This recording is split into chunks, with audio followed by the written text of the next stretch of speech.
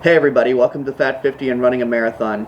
Sorry about the Wednesday video being 2 days late. As most of you know, things got really crazy on Wednesday here in the United States. And yesterday, things weren't that much more sane.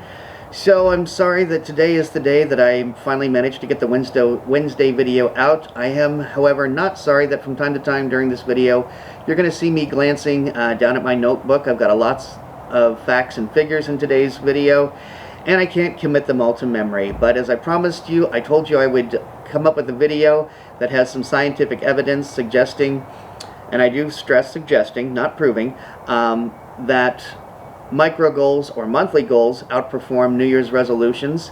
And so let's just move forward with that, and I'll tell you what I have here. So as you can well imagine, there was not a lot of scientific evidence I could find to substantiate the claim that smaller goals are better than New Year's resolutions, but there was some. And the first one that I came across was Richard Wiseman at the University of Bristol, who in 2007 did a study of 3,000 people, at the end of which his conclusion was that roughly 88% of us are likely to fail at our New Year's resolutions.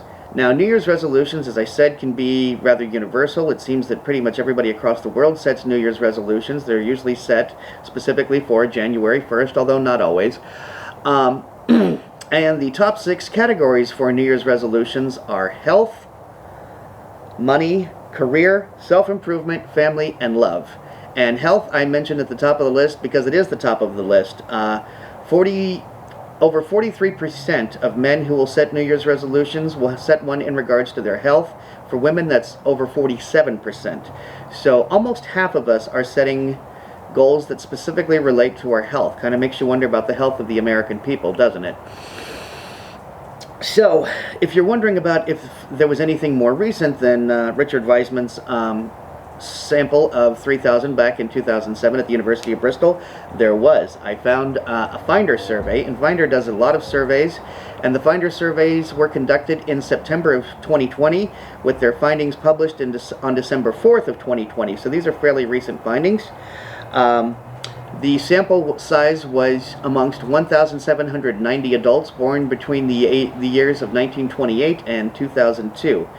And their conclusions that they drew were that 188.9 million of us, so almost 190 million of us, and more than half of U.S. adults say that we'll set a New Year's resolution. That's about 74% of American adults say that they will set a New Year's resolution. What's more, that's a 15.17% increase over last year. Now consider the fact that at 74% of us setting New Year's resolutions, that means that 26% of us are not setting any kind of resolution whatsoever, whether we fail at it or not. And that, frankly, guys, to me is kind of sad. It's sad to think that 1 in 4 Americans are not setting any kind of goals. Now maybe, and just maybe, and I'm hoping this is the case, they don't set New Year's resolutions because they set monthly goals. I'm really hoping that to be the case. But, you know, it does kind of make you wonder if 26% of us are not even bothering to set any kind of yearly goals. Of those 188.9 million, 141.1 million, or 75% of those of us who did set goals, believe that we will succeed in our goals. Let me restate that. 141.1 million of us, or 75% of the 188.9 million of us,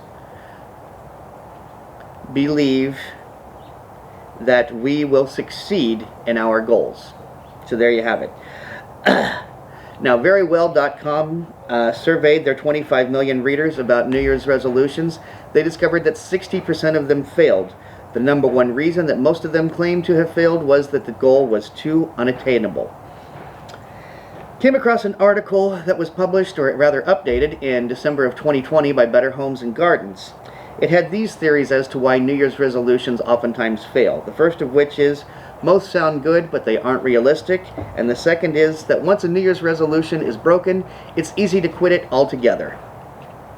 And I think both of those are very, very true.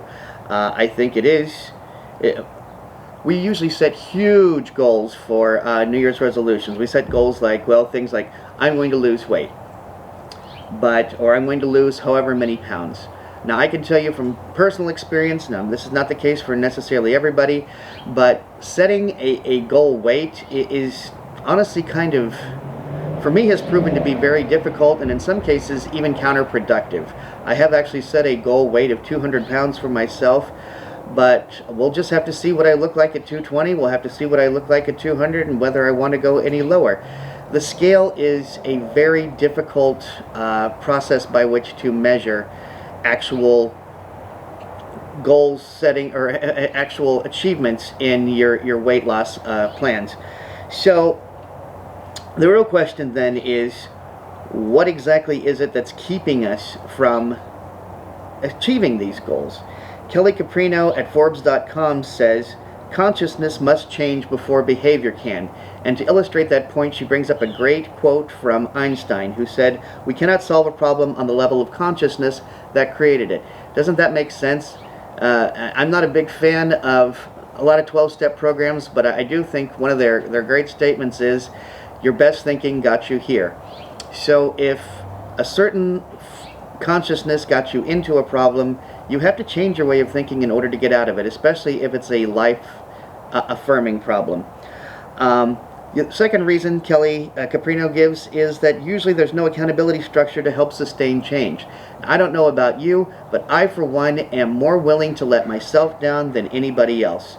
And the concept of accountability buddies, as I've heard it referred to, is the idea that you get somebody out there. It doesn't matter who. And with Facebook and Twitter, it's even possible to have somebody you've never met before on another side of the world.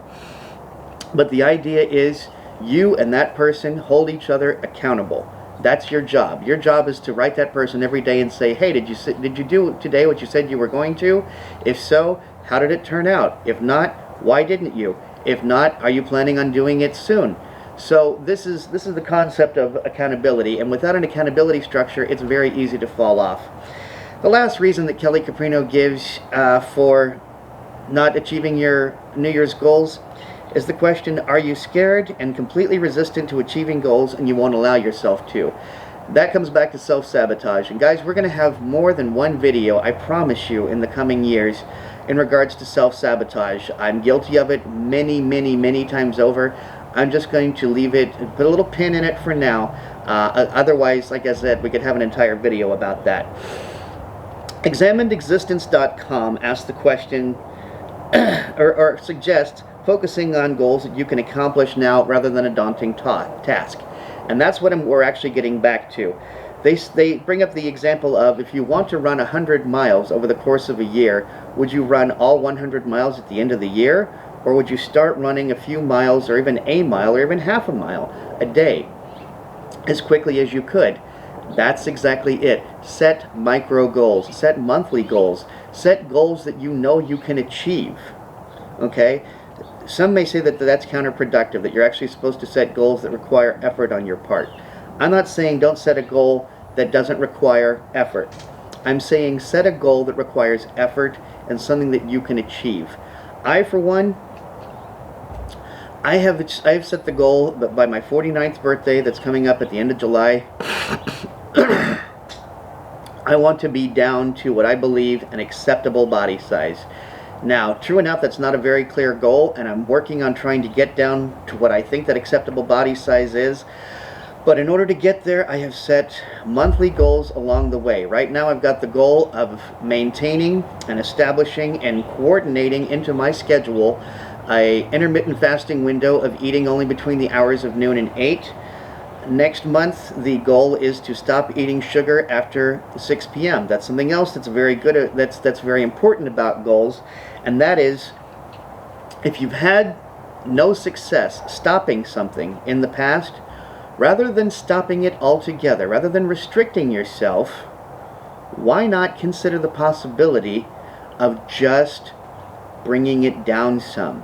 Rather than quitting smoking on January 1st, what if you stop smoking at work on January 1st? Or what if you stop smoking on the drive home, or in the car altogether?